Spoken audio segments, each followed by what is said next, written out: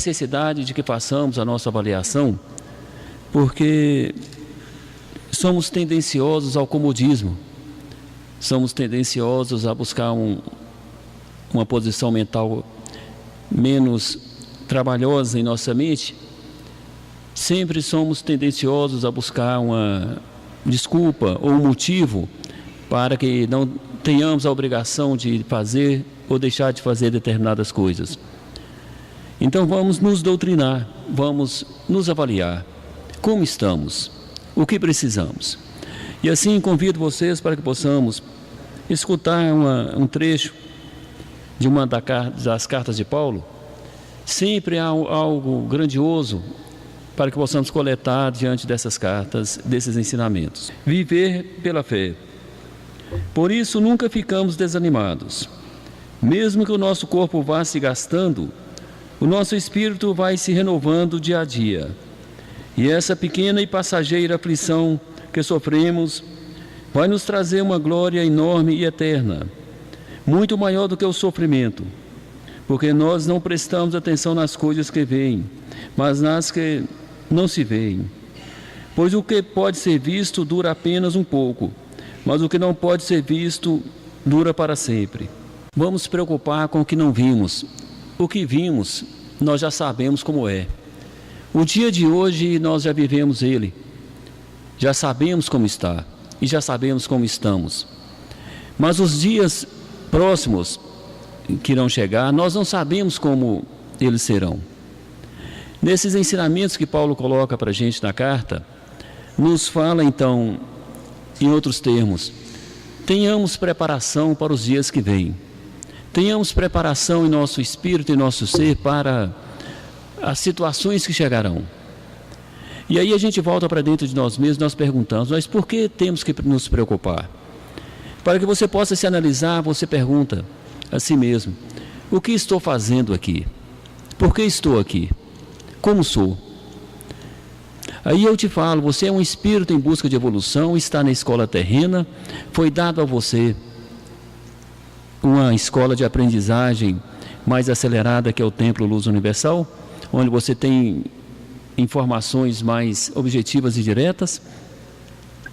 Você se encontra na Terra dentro de um processo de reajustes kármicos, se encontra dentro de um campo vibratório mental inferior, e você luta para sobreviver dentro desse campo, para não ser contaminado, não ser arrastado para baixo, não ser arrastado para camadas inferiores e não se tornar joguete de um mundo inferior, não se tornar escravo, como muitos espíritos são escravos do mundo inferior. Você luta para não viver no sofrimento. E existe então o sofrimento do espírito e o sofrimento do corpo físico. E assim nós fazemos a nossa classificação. O que é o sofrimento do espírito? O sofrimento do espírito é a agonia que ele vive dentro de um corpo, com desejo de estar se alimentando de energias sublimes mais elevadas, de se libertar dessas camadas inferiores, se libertar da situação em que se encontra mentalmente e encontrar um lugar de paz para que ele possa viver com os demais espíritos de um nível mais elevado. O nosso espírito, como todos os espíritos dentro dos nossos corpos, tem os seus desejos, porque a mente espiritual tem um processamento mental diferente do processamento mental da mente lógica, do físico. Então, quando a mente do espírito funciona, ele deseja estar numa situação melhor. Ele deseja que o corpo não o traia, que a natureza humana não o traia. Ele ganhou um corpo para habitar na Terra, para passar pelo seu processo de aprendizagem, de aperfeiçoamento. E o corpo então cria desejos. Desejos dentro de uma natureza humana, como foi lido na carta no início dos trabalhos. Então a natureza humana cria sensações, desejos, projetos errôneos, ilusões. E nós vivemos correndo atrás de ilusões na Terra. A Terra é passageira, o que temos na Terra é passageiro, vai ficar por aqui mesmo. E o nosso espírito é eterno. Então o espírito, ele se agita dentro do nosso corpo. Eu queria ser livre. Eu queria que meu corpo me obedecesse. Eu não queria viver na ilusão que o corpo me coloca. Eu preciso me alimentar de energias sublimes para estar numa condição vibratória mais elevada, para que os espíritos inferiores não me atinjam com suas vibrações mentais. Aí o corpo e a mente lógica puxam o espírito para baixo, porque o corpo e a mente lógica desejam sensações humanas, deseja que a mente esteja na condição da terra. Então veja bem, o que nós temos que temer? Como se fala Paulo nessa carta, o que devemos preocupar? Devemos preocupar com o dia de amanhã para o nosso corpo físico, ou devemos preocupar com a eternidade para o nosso espírito? O que é de maior valia?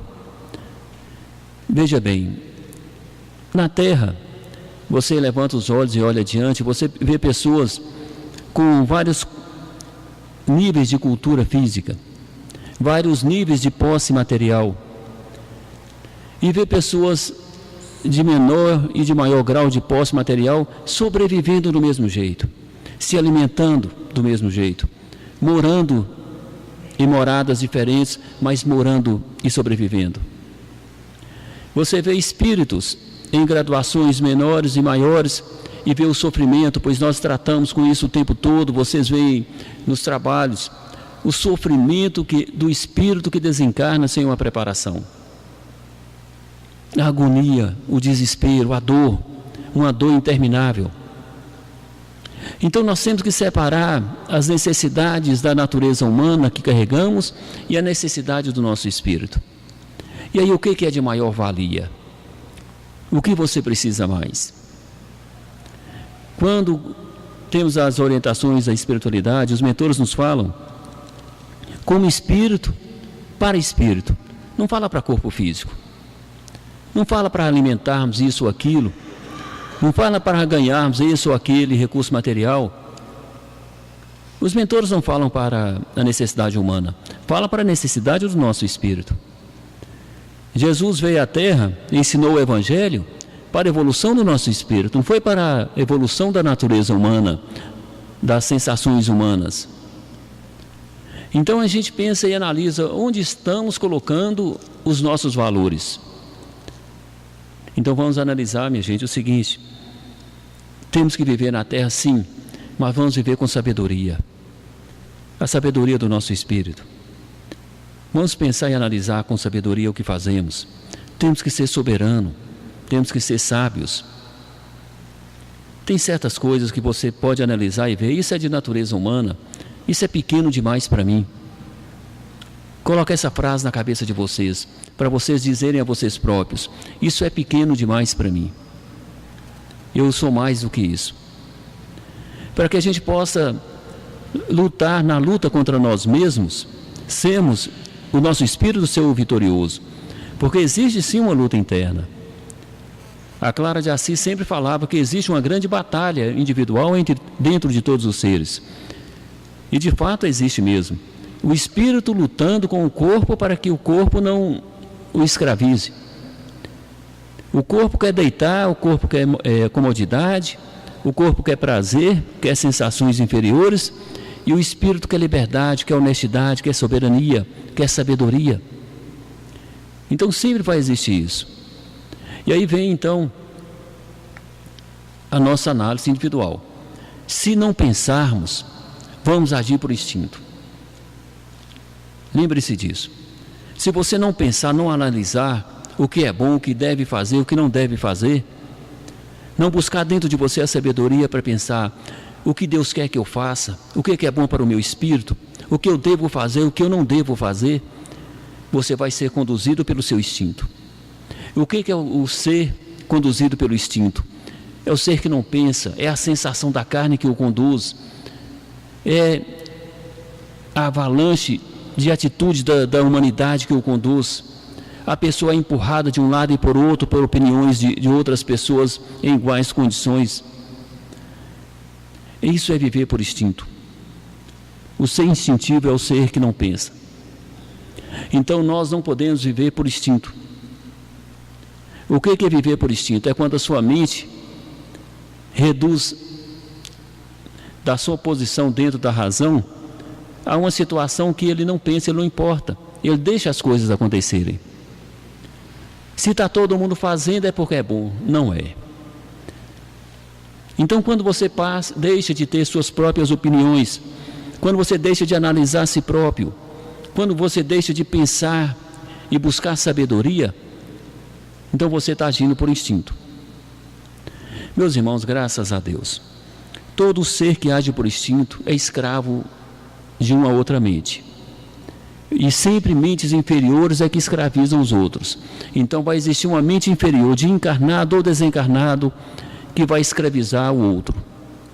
Vai colocar sobre a sua mente as suas opiniões, as suas versões, e essa pessoa vai achar que aquilo é que é o certo. Por quê? Porque ela não consegue ter opinião própria. Ela não consegue pensar. Ela não consegue analisar o que é bom. Então ela tem que achar para ela o que é bom, aquilo que o outro achou e lhe passou. Então falo para vocês da orientação do nosso Mestre Jesus. Nós temos sim uma referência para pensarmos, que é Deus Pai Todo-Poderoso.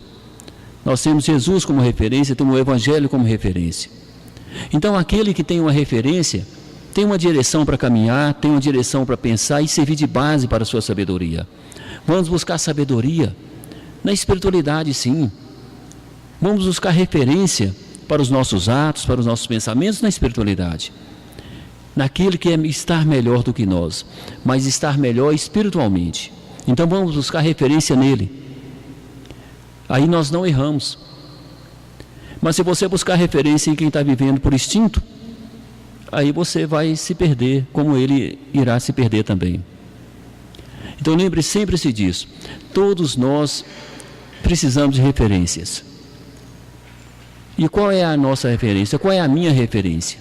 A minha referência é o nosso Mestre Jesus, é a espiritualidade maior, é Deus Pai Todo-Poderoso.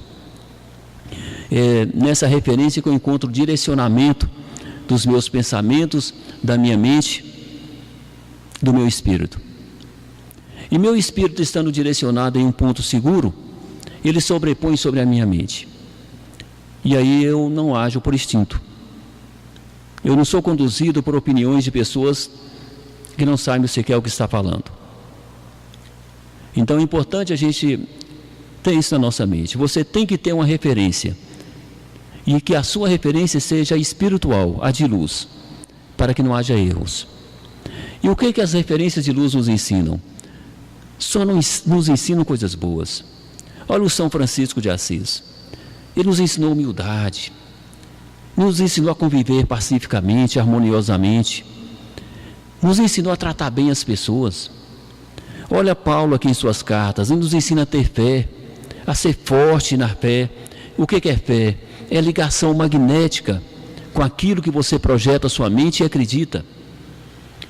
Então Paulo nos ensina a ter uma fé grandiosa. São Francisco de Assis nos ensina a ter humildade. O Mestre Jesus nos ensina a ser puro. São só referências boas. Então, temos que buscar sim referência em quem é melhor do que nós mesmos. Lembre-se disso. Ou você é um ser que pensa, ou você é um ser instintivo. E temos que pensar assim. Lembre-se disso. Você vai dormir. Não é para fazer orações instintivas, viciadas, mecânicas. Porque por instinto você faz orações e se julga satisfeito porque caiu em uma série em um volume grandioso de orações instintivas. Pode sim fazer orações, mas faça as orações pensadas. Assim você vai levar a mente e vai falar para a espiritualidade. Pode ser as orações de costume, mas fala direcionado. Estou falando para alguém e não jogando palavras no ar por instinto. Isso não. Então, faça orações direcionando a espiritualidade e fala o que você quer. Fala do seu projeto espiritual.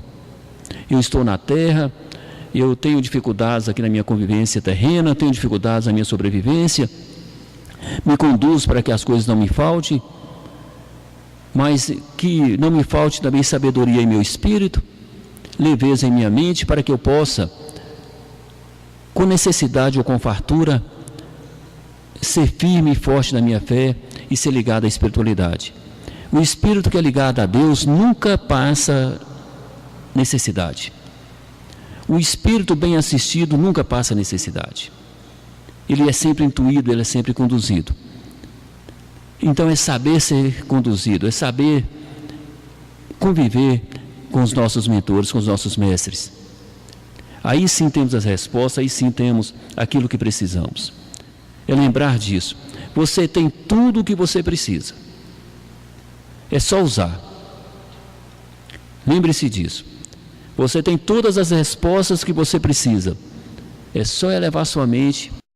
Somos assistidos o tempo todo pelos mestres da luz. E eles querem o nosso bem, querem a nossa participação.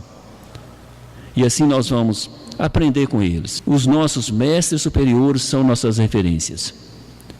Os nossos mestres da luz, os grandes espíritos do nosso mestre Jesus, da legião de Jesus, são nossas referências.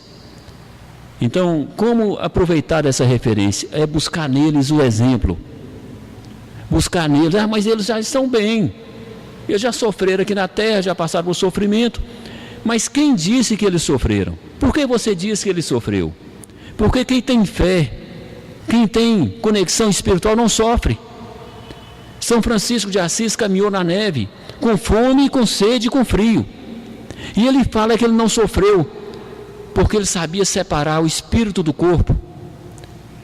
E o corpo suportou, porque o espírito tinha conexão. Então ele não sofreu. Passou por dificuldades que outro não suportaria, mas não sofreu porque o espírito estava acima da matéria. Então não teve dor. Paulo rodou toda a Ásia e também andou pela África, a pé, de cavalo.